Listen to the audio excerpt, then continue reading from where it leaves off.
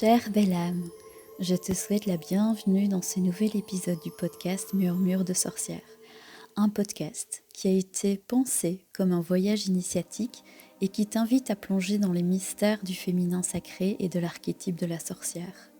Il a pour objectif de réveiller la sorcière en toi et à t'aider à transcender tes ombres pour libérer ta propre lumière. Si tu ne me connais pas encore, je suis Corinne Delénard, une sorcière alchimiste et écrivaine, un peu conférencière, et j'accompagne des femmes prêtes à marcher vers leur puissance intérieure. Si tu arrives par le biais de cet épisode, ceci est l'épisode 2, l'appel de l'âme, ou comment entendre le murmure du sacré. Dans cet épisode, nous allons explorer ce moment où tu peux ressentir l'appel intérieur et une nécessité de transformation et de reconnexion à ton âme. Ce podcast étant un voyage initiatique en 52 actes, et si tu n'as pas encore écouté l'épisode précédent, je te recommande de le faire. Dans l'épisode numéro 1, j'ai exploré l'archétype universel de la sorcière, comment elle a évolué ou dévolué au cours des âges et des civilisations. Mais revenons à notre épisode. Il existe dans ces voyages plusieurs moments importants, des moments clés.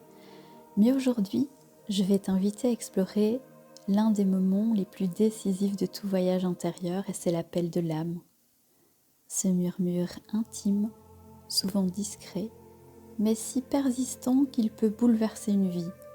Un appel universel qui survient dans la vie de chaque femme, parfois plusieurs fois, comme une invitation à revenir à elle-même. Imagine un instant, une nuit calme, le vent caresse doucement les arbres, et dans ce silence, un murmure s'élève. Pas un bruit ordinaire, non, un son qui semble venir de l'intérieur, une vibration que tu ressens plus que tu ne l'entends. Ce murmure, c'est celui de ton âme. Il t'appelle, non pour t'imposer un chemin, mais pour t'inviter à écouter, à te rappeler que tu es plus que ce que le quotidien te laisse croire. Alors aujourd'hui, je t'invite à explorer ce que c'est cet appel. Pourquoi il surgit parfois au milieu du tumulte ou dans les instants de calme. Comment il se manifeste dans ta vie et surtout, comment apprendre à l'écouter pour qu'il devienne un guide précieux. Je t'invite à prendre une profonde inspiration. Imagine que tu entres dans un espace sacré, un cercle où tout ce qui existe est toi, ton essence et les murmures de ton être intérieur. Respire encore et sois prête à entendre. Avant d'explorer l'appel de l'âme, je t'invite à prendre un instant pour comprendre ce qu'est cette âme que nous évoquons finalement tant. L'âme, dans sa profondeur, est bien plus qu'une abstraite ou une croyance. Elle est une présence. Elle aussi une énergie intemporelle, une étincelle unique qui porte en elle la mémoire de toutes les vies, de toutes les expériences et de ton essence véritable. Pour la sorcière, l'âme est une alliée précieuse. Elle est la part de toi qui se souvient des savoirs anciens, des cycles de la vie et des mystères de la nature.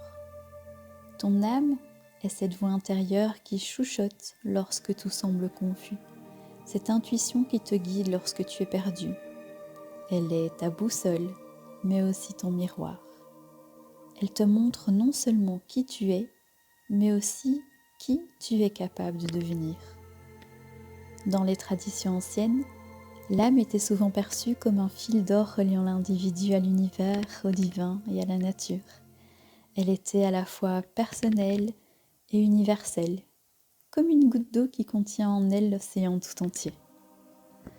Dans ces civilisations anciennes, l'âme n'était pas seulement une idée spirituelle, elle était une vérité vécue, une énergie sacrée au cœur de la vie quotidienne. Comme par exemple en Égypte ancienne. Oui, les Égyptiens croyaient en une âme composée de plusieurs parties, dont le Ka, l'énergie vitale, et le bas, la personnalité spirituelle. Le bas était représenté par un oiseau à tête humaine capable de voyager entre les mondes. Après la mort, le bas devait être réuni avec le corps pour permettre à l'âme d'atteindre l'éternité. Cette vision souligne d'ailleurs le lien entre l'âme et le cosmos, entre l'humain et le divin. Et puis, en Grèce antique, les philosophes grecs, comme par exemple Pythagore et Platon, eux voyaient l'âme comme immortelle et divine. Platon décrivait l'âme comme une essence éternelle qui cherchait à retourner à son origine céleste. Pour lui, l'âme était la source de la sagesse et de la créativité, mais elle devait souvent lutter contre les désirs du corps et du matériel. Chez les peuples celtes, ils considéraient l'âme comme profond démon connecté à la nature. Ils croyaient en une forme de réincarnation où l'âme voyageait d'un corps à un autre mais restait liée au cycle de la terre. Les druides, gardiens de cette sagesse, enseignaient que l'âme pouvait communiquer avec l'esprit des arbres, des rivières et des étoiles. Et depuis la préhistoire, dans les traditions chamaniques, les peuples autochtones comme les Sibériens ou les Amérindiens voyaient l'âme comme une énergie qui pouvait voyager aussi entre les mondes. Les chamans étaient capables d'entrer dans une transe pour retrouver des fragments d'âme perdus ou pour guérir des blessures spirituelles. L'âme pour eux était aussi le pont entre le visible et l'invisible. Donc voilà, tu verras que dans ces civilisations anciennes, l'âme était bien plus qu'une croyance individuelle. Elle était ce fil d'or qui reliait chaque être au divin, à la nature et au cosmos. Elle incarnait l'idée que nous ne sommes jamais seuls. Nous sommes toujours connectés à quelque chose de plus grand. Alors, pourquoi l'âme est-elle importante pour la sorcière aujourd'hui ? Elle est une alliée essentielle. Elle porte les souvenirs des savoirs anciens, les blessures des lignées passées, mais aussi la sagesse et la force nécessaires pour transcender ces héritages.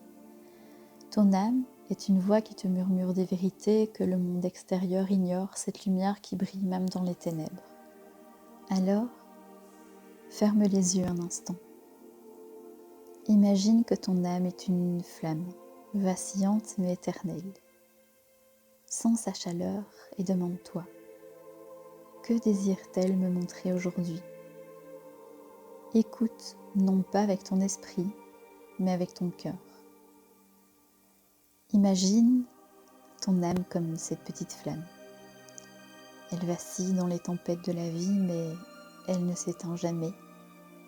Imagine-la briller dans l'obscurité, même lorsque tu ne la vois pas.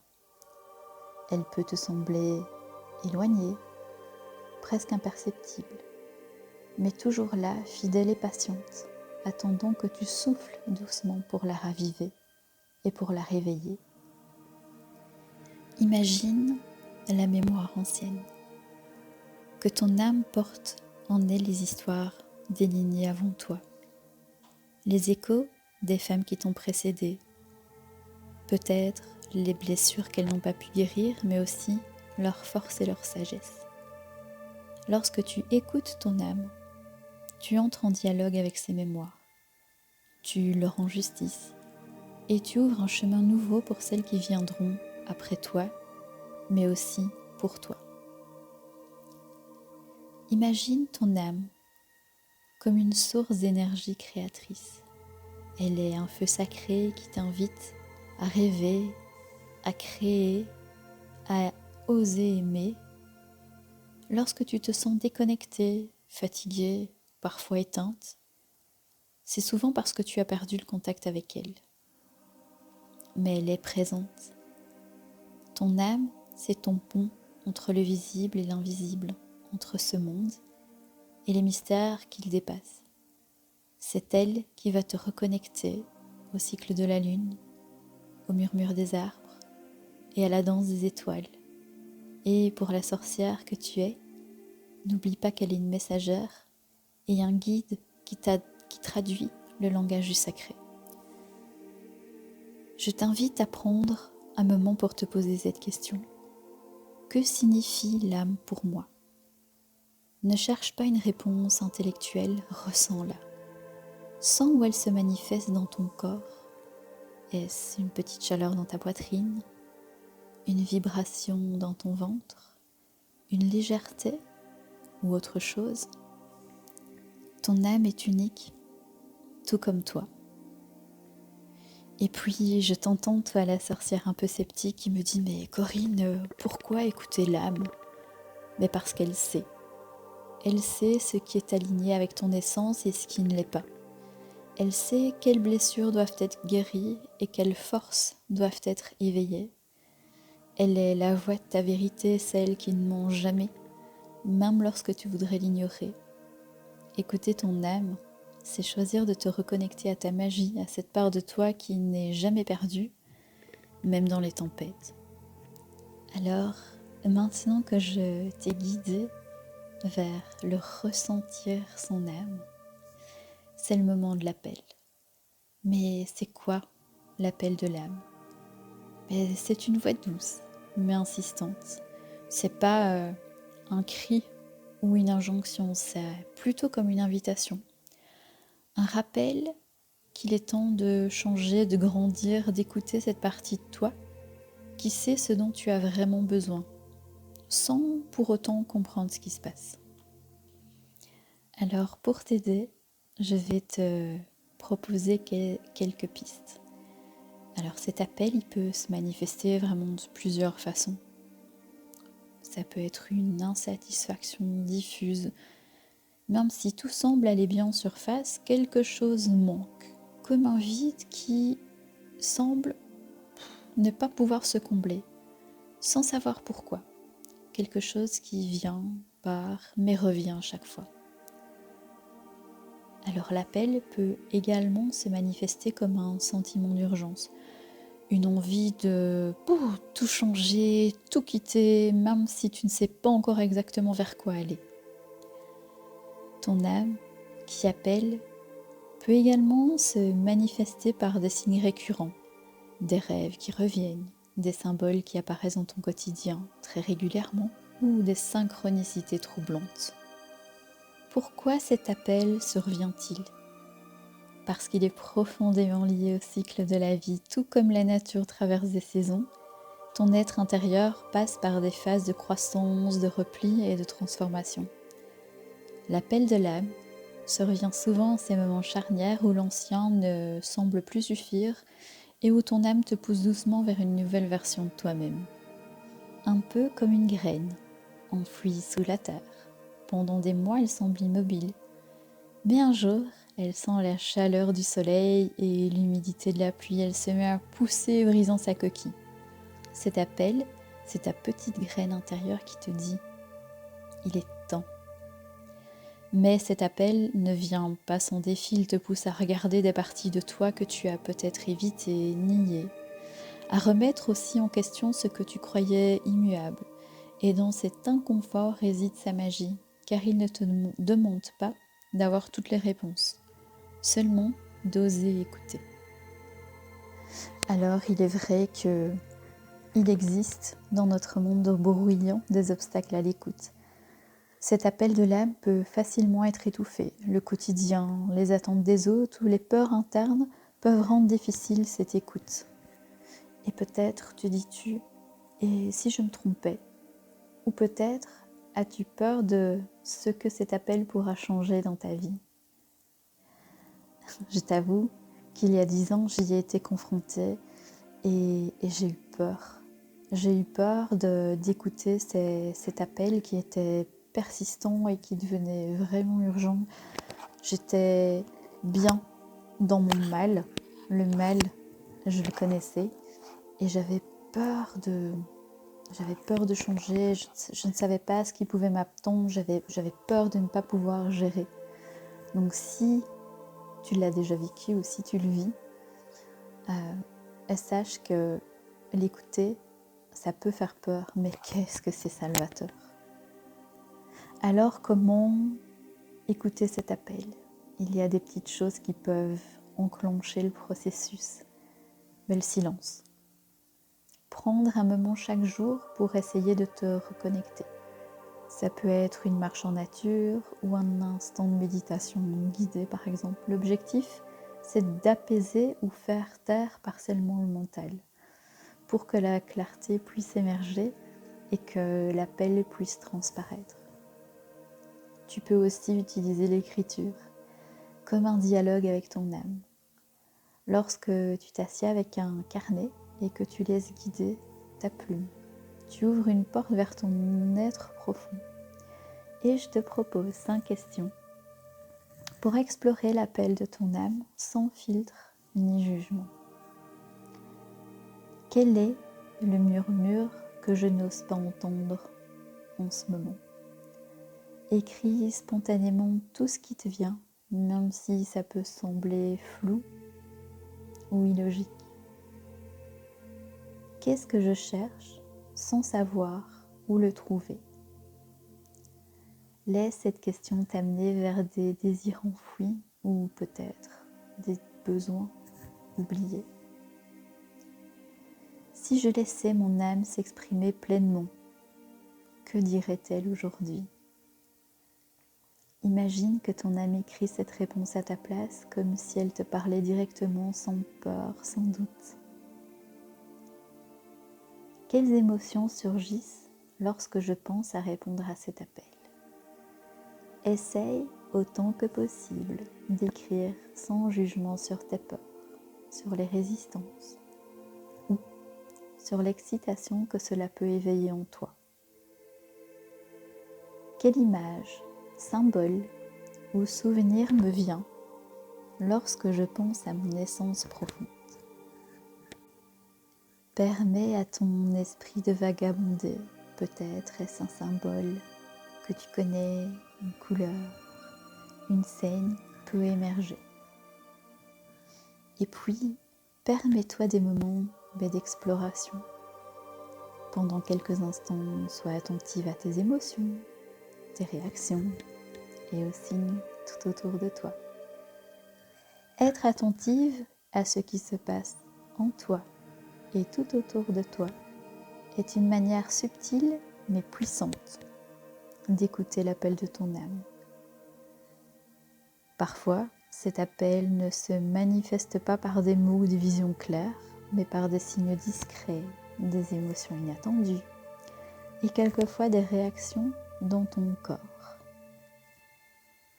En parlant de ce corps, peut-être est-ce une tension dans les épaules, une chaleur dans la poitrine ou une sensation d'oppression dans le ventre. Qu'est-ce que mon corps essaye de me dire? Tu peux aussi explorer comment les émotions transparaissent sur ton corps. Fais pause et note quand une émotion surgit de manière inattendue. Par exemple, une tristesse soudaine ou une colère qui semble arriver sans raison apparente. Mais elles sont souvent des messages. Et où est-ce qu'elles se situent exactement? Dans ton corps, dans la poitrine ou pas? Sois attentive à ces petits signes et explore. J'ai oublié de te parler des rêves. Ah oui, car les rêves peuvent être des messagers de ton âme. Si lorsque tu te réveilles, tu te souviens de quelque chose qui te marque, si elles ont contenu des émotions ou des images fortes qui sont aussi récurrentes, note-les et essaye de les explorer. Tu peux par exemple faire un rêve sur une porte qui semble ne pas s'ouvrir ou un chemin que tu hésites à emprunter ou quelqu'un qui apparaît pour te poser un message. Et ça me fait penser à ce rêve récurrent que j'ai fait depuis que je suis toute petite enfant et dont je n'osais pas parler jusqu'à il y a quelques années parce que je pensais que c'était une projection de mon ego dominant. Mais c'est un rêve merveilleux qui maintenant évolue parce que je me suis posée pour l'explorer. Ce rêve, au début, c'était quelque chose de très perturbant. Donc j'étais dans mon rêve, je regardais mes pieds qui étaient nus et je me trouvais sur un sol plutôt mousseux. Et je lève la tête et je vois vraiment cette magnifique montagne devant moi, mais qui est assez dure en fait au niveau de la pente. Et donc je me pose un instant Et je me retourne en me disant, mais je vais regarder cette vue qui doit être magnifique à cette altitude. Et lorsque je me retourne, je vois une foule immense qui se tient derrière moi, bien évidemment. Et ce sont des femmes. Et ces femmes, elles sont vêtues de façon très très très sommaire. Et à l'époque, quand je suis petite, je ne sais pas comment s'appelait cet habit, mais maintenant je sais que c'est une espèce de caftan. Et donc je me pose cette question de me dire, mais pourquoi toutes ces femmes sont-elles en train de me suivre? Et je me dis, mais moi aussi je suis certainement quelqu'un. Je me retourne et je ne vois personne. Et là, je me sens perdue et le rêve s'arrête. Et puis ce rêve, il revient, il revient, il revient, il revient, mais je me pose pas vraiment dessus parce que je suis fin d'enfance, début d'adolescence, et puis je me dis bon, tant pis, c'est pas grave, je vois pas l'importance derrière. Et puis lorsque je deviens maman, pour la première fois, c'est un événement assez traumatique et à partir de ce moment-là, ce rêve en fait s'éteint. Il ne revient plus du tout. Voilà, il revient plus du tout pendant 14 ans. Jusqu'à ce qu'un jour, la vie fait qu'on me retire mon utérus, le berceau de la vie, et là, le rêve revient puissance 1 million. Et le rêve en fait évolue. Je demande à ces femmes pourquoi elles me suivent et où va-t-on. Et elles ne me répondent pas, mais elles mettent à chaque fois, toutes à la fois, au même moment, leur main droite sur leur cœur et puis sur leur gorge. Et là, je commence à me poser des questions. Mais qu'est-ce qu'elles veulent me dire, ces femmes, dans le rêve? Et donc, je continue à explorer ça sur mon chemin personnel. Et ce rêve évolue encore le jour où je retrouve ma formation sur les destinées de l'âme. Et où je me repenche sur la lecture qu'on m'a faite il y a de nombreuses années et où je redécouvre, parce que mon esprit avait totalement mis ça de côté, que mon profil il est celui d'ouvrir la voie et d'ouvrir un nouveau chemin pour les femmes. Et depuis, ce rêve a évolué, mais j'en ai assez parlé. C'est assez personnel, mais c'est pour vous donner une idée de comment ça peut venir s'intercaler dans les rêves. L'appel de l'âme, ça peut aussi venir de petits événements extérieurs. Ce sont des moments qui viennent déclencher une reliance ou une résonance en toi. Par exemple, via une conversation, tu te dis « Oula, un instant, il faut que je note ce qui vient d'être dit, car j'ai l'impression que c'est important, mais je ne sais pas encore pour toi. » Ou une phrase que tu vas lire dans un livre et qui va générer quelque chose de puissant chez toi, ou une scène que tu as vue dans la nature, un passage dans un film qui te fait pleurer de façon excessive, ou une chanson où tu as vraiment cette impression qu'elle te parle directement. Ou aussi une personne que tu vas rencontrer et qui évoque un sentiment inexplicable d'éveil ou de familiarité. Donc voilà, avec ces exemples, tu peux constater que l'appel de ton âme, c'est vraiment de l'observation, c'est une pratique d'écoute active parce que même si tu n'en as pas encore conscience maintenant, ton âme, elle te parle constamment à travers de ton corps, de tes émotions et du monde autour de toi. Et ce que tu as de plus judicieux et de beau à faire, c'est de vraiment prêter attention. Bon, après, l'appel de l'âme, c'est pas une finalité, c'est pas un aboutissement, mais c'est un commencement. C'est un peu comme un déclencheur de transformation, c'est une porte qui s'ouvre devant toi Et derrière cette porte, il n'y aura pas nécessairement de carte, pas de mode d'emploi, pas nécessairement de chemin balisé, mais justement, il y a cet inconnu et cette touche de mystère. Mais il y a aussi une promesse qui est celle de découvrir une version de toi-même plus authentique, plus libre et plus puissante. C'est un passage initiatique parce que oser répondre à l'appel de ton âme, c'est accepter de franchir le premier seuil. Et ce seuil, il est vraiment intérieur. C'est le moment où tu choisis de laisser derrière toi tout ce qui ne te nourrit plus, tout ce qui ne résonne plus avec ton essence. C'est aussi une mort symbolique, celle de l'ancienne toi. Et à partir de ce moment, tu es comme une renaissance. L'appel de l'âme, il te dit, tu es plus que ce que tu crois être. Mais pour devenir, tu dois lâcher ce qui te retient, ce qui t'alourdit, ce qui ne te sert plus, ce qui n'œuvre plus pour ton plus grand bien. Il va te pousser à regarder des vérités inconfortables, mais aussi à embrasser des potentiels que tu n'osais pas reconnaître. C'est vraiment une invitation à l'expansion.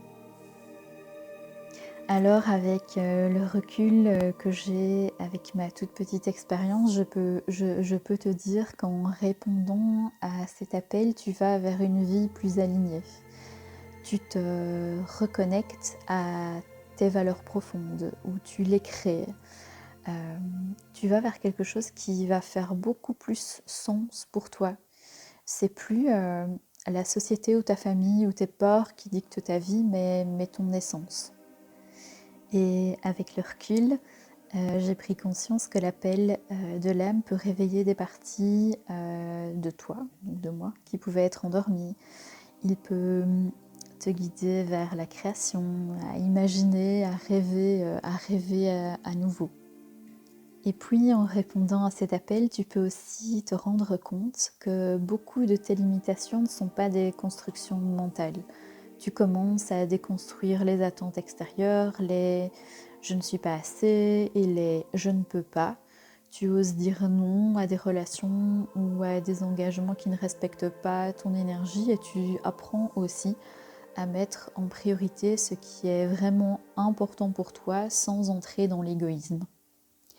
Alors même si ce voyage est passé franchir ce seuil, c'est parfois compliqué, complexe, parce qu'il y a peur, il y a la peur de l'inconnu, il y a les résistances intérieures, il y a aussi cet isolement temporaire.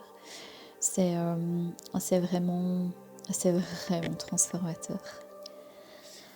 Alors, si ce que j'ai dit au cours des 28 dernières minutes t'a semblé juste, si tu ressens cet appel qui est en train de faire tout doucement son chemin, aussi il a fait son chemin directement via une phrase que j'ai prononcée, tu peux aussi ne pas plonger corps et âme directement, tu peux aussi te préparer à répondre à cet appel. Tu peux commencer à préparer à accepter l'incertitude. Te dire que tu n'as pas besoin de tout comprendre ou de tout savoir avant de commencer. Parce que l'appel, intuitivement, il va te guider pas à pas. Je peux te conseiller d'essayer de faire le premier pas, même si tu ne vois pas encore la suite du chemin, parce que tout va s'éclaircir petit pas par petit pas. Ce qui peut également aider, c'est nourrir ta foi. Je ne parle pas de religion ici, je parle de la foi en toi, la foi en ton âme, la foi en ce processus. Elle n'a pas besoin d'être parfaite ou constante, juste elle a ce besoin d'exister en toi. Tu peux aussi trouver des ancrages qui te font du bien, que ce soit des rituels quotidiens, des moments de silence, un cercle de soutien, la nature. Ces petits ancrages vont te rappeler que tu n'es jamais seul dans ce voyage et elles vont aussi t'aider à faire, pas taire complètement mental parce que ce n'est pas possible, mais du moins apaiser toutes les peurs que ta psyché va mettre en place tout autour de toi pour que surtout tu ne répondes pas à l'appel. Comme tu l'auras constaté, je ne te présente pas une version douce ou édulcorée de l'appel de l'âme. Je t'ai vraiment parlé à cœur ouvert des défis, de sa complexité. Mais j'ai vraiment envie de te dire que l'appel de l'âme, c'est surtout un acte d'amour inconditionnel envers toi-même. C'est ta vérité qui te rappelle que tu es plus vaste que ce que tu crois, que tu es plus forte que ce que tu n'imagines. Et chaque pas que tu fais te rapproche de ton essence, de ta magie et de ta lumière. Et avant de clôturer cet épisode, je t'ai promis que ce podcast serait un podcast actif. Donc, je vais, pour clôturer et pour permettre l'intégration, te proposer un dernier exercice. C'est de prendre un moment pour réfléchir. Quand as-tu entendu cet appel pour la dernière fois ? Était-ce dans un moment de calme, de chaos, ou peut-être au milieu du tumulte quotidien ? Tu peux noter tout ce qui te vient et sache qu'aucun détail n'est insignifiant. Tu peux aussi répondre aux questions suivantes. Si je répondais à cet appel, où pourrait-il me mener ? Et écoute les réponses même si elles ne sont pas claires. Ensuite, qu'est-ce que je suis prête à laisser derrière moi pour avancer vers une vie plus alignée ? Et cette question, je te la propose pour que tu puisses réfléchir sur les attachements, les peurs ou les cheminements qui pourraient entraver ton cheminement. Ensuite, qu'est-ce que mon cœur désire vraiment, au-delà des attentes des autres et des obligations ? Donc si tu pouvais faire fi des attentes des autres et des obligations, qu'est-ce que ton cœur désire vraiment ? Et là, c'est une invitation à dépasser les conditionnements pour toucher ce qui résonne profondément avec toi. Ensuite, on va aller un petit peu plus loin avec cette question. Quelle version de moi-même ai-je peur de rencontrer si je réponds à cet appel ? Et là, je te propose cette question pour explorer tes ombres, tes doutes, ou des parties de toi que tu as niées ou évitées, mais qui recèlent un grand potentiel de transformation. Et puis cette question que j'adore, une question puissante pour réveiller ton imagination, tes visions et pour te connecter à ton énergie créatrice. Si je pouvais créer ma vie idéale, sans limites, sans peur, sans obligation, sans doute, sans obstacle, à quoi ressemblerait-elle au quotidien ? Et puis, quelque chose d'un peu plus spirituel. Quels sont les signes, symboles ou synchronicités qui m'entourent actuellement et qui pourraient me guider ? Cette question, je te la propose pour te pousser à observer ton environnement immédiat et à prêter attention aux messages subtils que ton âme te dépose. Et voilà que je blablate encore une fois depuis plus de 30 minutes. Donc on va clôturer tout doucement. Donc tu as vu que répondre à l'appel de ton âme, c'est beaucoup plus qu'un choix. C'est un acte de foi. C'est un engagement vers toi-même. Et cette fois, c'est la clé qui va te permettre d'ouvrir la porte, de franchir le seuil et de te révéler dans ta puissance. Et qu'est-ce que j'ai hâte de te découvrir dans ta toute puissance. Et voilà, ce moment touche déjà à sa fin, mais ce n'est qu'un début. Le voyage initiatique de Murmure de sorcière, il ne se vit pas seul. Il est fait pour être partagé, nourri par les énergies et les expériences de femmes comme toi qui ressentent cet appel à se reconnecter à leur essence profonde. C'est pourquoi je t'invite, si ce n'est pas encore fait, à rejoindre le cercle sacré, qui est le groupe Facebook Murmure de sorcière. C'est un espace que j'ai créé spécialement pour toi, pour cheminer aux côtés d'autres femmes qui, comme toi, marchent entre ombre et lumière. C'est un lieu où partager tes réflexions, poser tes questions, ou être silencieuse, mais te sentir soutenue et inspirée par une communauté bienveillante. Mais ce n'est pas tout. Moi aussi, je suis en train de transcender une autre couche de ma blessure de ma sorcière. Et j'ai créé une chaîne YouTube qui s'appelle bien évidemment aussi Murmure de sorcière et qui sera un espace pour aller encore plus loin dans notre voyage avec des contenus exclusifs, des rituels guidés, des partages un petit peu plus approfondis et des inspirations visuelles pour ancrer cette transformation dans ton quotidien. Alors si tu ressens cet appel, rejoins-nous dans ce cercle un peu plus virtuel et prépare-toi à explorer encore davantage ta magie, ton authenticité et ta puissance, car ensemble, nous continuerons ce voyage pas à pas. Et rappelle-toi, chaque murmure que tu entends est une invitation. Chaque pas que tu fais est un peu comme une renaissance. Et puis, à tout bientôt dans un prochain épisode de ce podcast Murmure de sorcière. Je suis honorée, je suis gratitude de pouvoir cheminer à tes côtés. Je te dis à la semaine prochaine et peut-être à tout à l'heure dans le groupe. Prends bien soin de toi. N'oublie pas que le monde a besoin de toi, chère sorcière, chère belle âme. Et puis, je suis Corinne, ta sorcière dévouée. À tout bientôt, avec amour toujours.